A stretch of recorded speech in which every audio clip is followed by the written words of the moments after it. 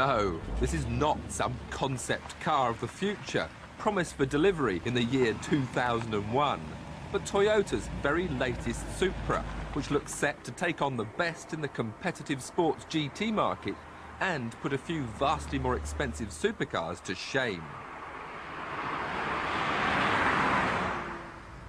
There's so much to say about this new Supra that it's difficult to know where to start.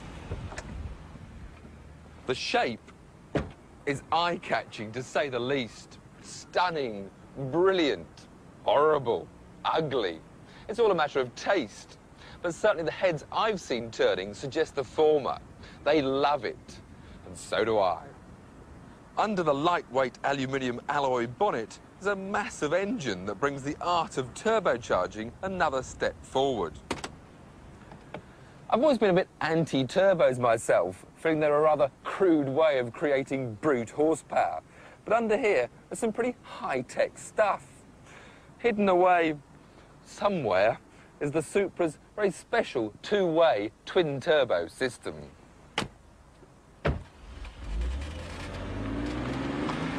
The music of turbo power is not the thrill of a V12 Ferrari, more the whistling and twittering as the turbos spin up to speed.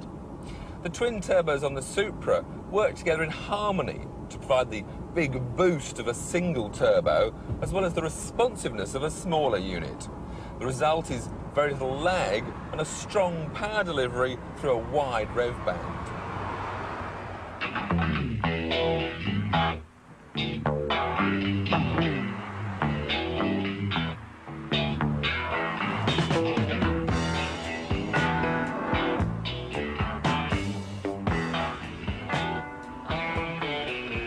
The enjoyment of driving this Supra really does begin as soon as you sit behind the wheel.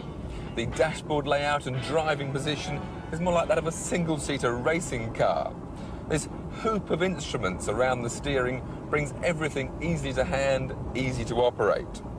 The three main dials, though, are a bit disappointing. They're rather basic in design, and I do feel that in a car that goes as quickly as this, it would be better to have the speedometer in the middle. The 6-speed manual gearbox is actually made in Germany by Getrag, and whilst it's simple to use, it's easy to find all the gears, it's rather spongy in its operation and slightly disappointing. Handling-wise, well, the handling is probably one of the Supra's strongest points.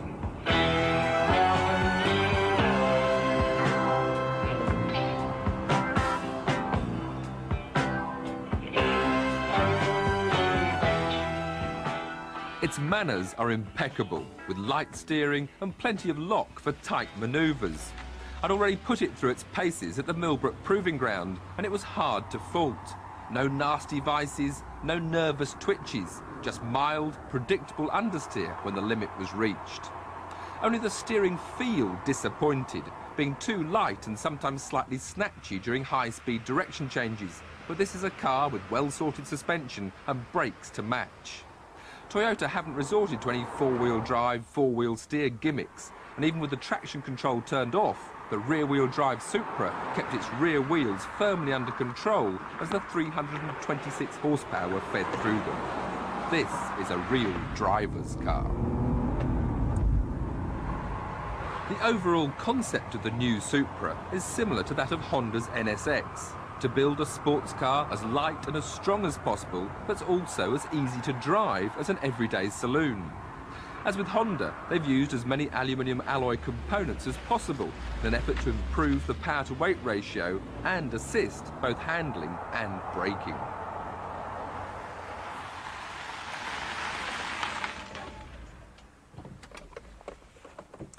So, brilliant to drive and very comfortable indeed.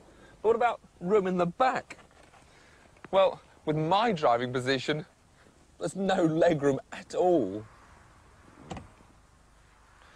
Mind you, if you accept that it's only a two-seater sports car, you'll find there's quite a bit of storage space in the back.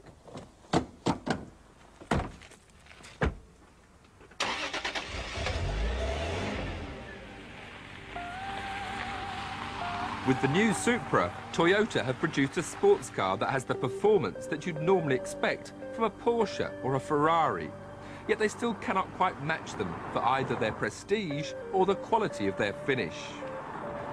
Still, it's quicker than Porsche's 968, and at £37,500 when compared to the price of a Ferrari 348 TS, I can have an automatic to commute to work with, and a manual version as well, kept hidden away just for the weekends. To the